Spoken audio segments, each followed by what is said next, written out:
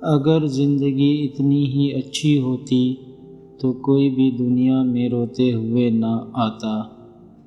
کامیابی کو سانس لینے کے لیے جس آکسیجن کی ضرورت رہتی ہے اس کا نام مستقل مزاجی ہے۔ زندگی میں اپنا پن تو ہر کوئی دکھاتا ہے، پر اپنا ہے کون یہ وقت بتاتا ہے۔ سیکھنا چاہتے ہو تو سوچنا سیکھو، باقی سب سیکھ جاؤ گے۔ گناہ اور ظلم میں کسی کی مدد نہ کرو اور اللہ سے ڈرتے رہو، بے شک اللہ کا عذاب بڑا سخت ہے۔ فطرت کا تقاضا ہے کہ انسان جنت بھی چاہتا ہے اور مرنا بھی نہیں چاہتا۔ اگر کسی کو تکلیف میں دیکھ کر تمہیں بھی تکلیف ہو تو سمجھ لینا کہ تم بہترین انسان ہو۔ مضبوط وہ ہے جو رونے کے بعد خود کو سمجھائے کہ اللہ ہے نا، سب ٹھیک کر دے گا۔ جو چیز شیر کو لومڑی بناتی ہے وہ ضرورت ہے۔ صبر رکھو، ہر چیز آسان ہونے سے پہلے مشکل ہوتی ہے۔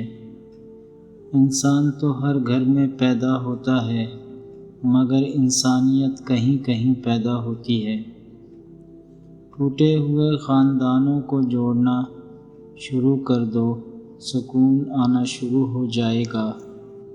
تعلیم کا پہلا اصول یہ ہے کہ اپنی آواز مدھم رکھیں اور اپنے الفاظ میں احترام پیدا کریں۔ ایک یہ خواہش کہ کوئی زخم نہ دیکھے دل کا، ایک یہ حسرت کہ کوئی دیکھنے والا ہوتا۔ سب مر کر قبروں میں جاتے ہیں، لیکن اچھا انسان مر کر لوگوں کے دلوں میں چلا جاتا ہے اور لوگ یاد کے ذریعے اسے زندہ رکھتے ہیں۔ چراغ بجھنے سے انکار کر دے تو آندھی بھی پسپا ہو جاتی ہے۔ ایک بھی کام کی نہیں نکلی، ہاتھ بھرا پڑا ہے لکیروں سے۔ ناراضگی گلے شکوے وہاں اچھے لگتے ہیں جہاں اپنائیت ہو۔ جہاں کسی کو مان رکھنا نہ آتا ہو وہاں خاموشی سے مسکرا دینا ہی اچھا ہے۔ بغیر مفاد کے دوستی دنیا کی نایاب چیزوں میں سے ایک ہے۔ حسد اور گھمنڈ جب انسان کے اندر داخل ہوتے ہیں تو وہ عقل کو باہر کر دیتے ہیں۔ ہمیشہ خوش رہنے کا یہ مطلب نہیں کہ سب ٹھیک ہے، اس کا مطلب یہ ہے کہ آپ نے اپنے غم اللہ کے سوا کسی اور کو نہیں دکھانے۔ شدید دکھ ہوتا ہے جب ہم کسی پر اندھوں کی طرح اعتماد کرتے ہیں اور وہ ثابت کر دے کہ ہم واقعی ہی اندھے ہیں۔ بہادر انسان اپنی خامی سے ڈرتا ہے۔ مانگنے والے کو دنیا دیتی ہے اور دینے والے کو اللہ دیتا ہے۔ وقت، اعتبار اور عزت ایسے پرندے ہیں جو اڑ جائیں تو واپس نہیں آتے۔ موقع سے فائدہ اٹھاؤ لیکن بھروسے اور جذبات سے نہیں۔ رسول اللہ صلی اللہ علیہ وآلہ وسلم نے فرمایا، میں تمہیں عورتوں کے بارے میں اچھے سلوک کی وصیت کرتا ہوں۔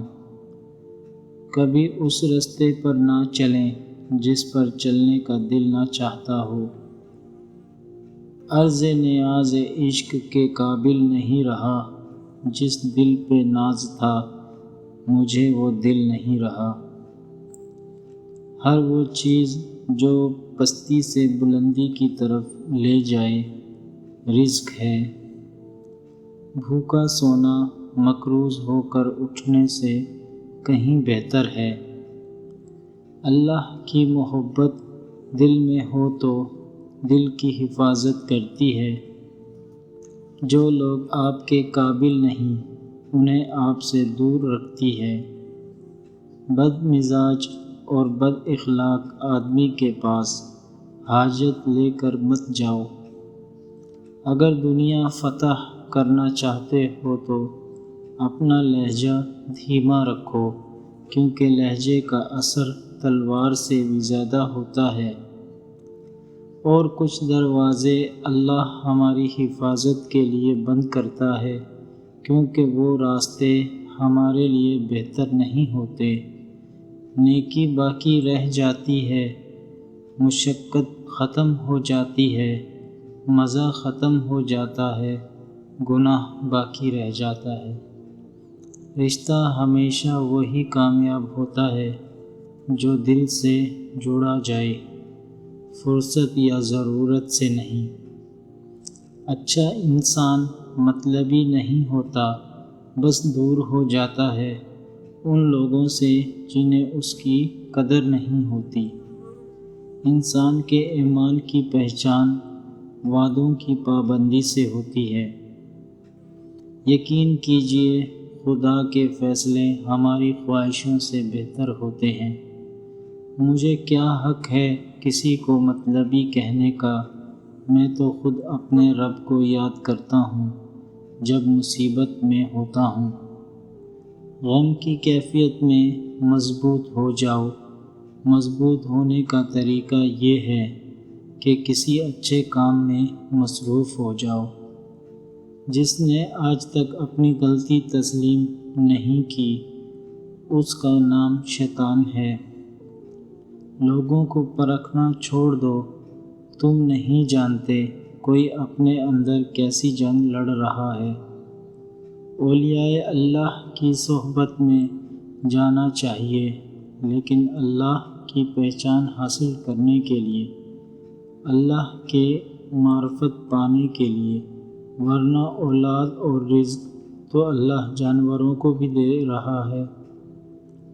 جو اپنے چکر میں رہتے ہیں وہ چکراتے ہی رہتے ہیں۔ حرام مال میں برکت نہیں ہوتی، نہ کسی طرح ہاتھ سے نکل ہی جاتا ہے۔ زبان کا زیادہ چلنا عقل کے کم ہونے کی نشانی ہے۔ محنتی شخص کے سامنے پہاڑ کنکر ہے، اور کاہل انسان کے سامنے کنکر پہاڑ ہے۔ تعلق برقرار رکھنا ہو تو اچھائی بیان کرتے رہو، تعلق ختم کرنا ہو تو سچائی بیان کر دو۔ اذان کو غور سے سننے والا بندہ کبھی بھی ذہنی بیماری کا شکار نہیں ہو سکتا۔ یہ راز کی بات ہے کہ سمندروں کا مالک ایک آنسو کو پسند کرتا ہے۔ حوصلہ افزائی کرنا سیکھیے، پریشان تو سبھی کرتے ہیں۔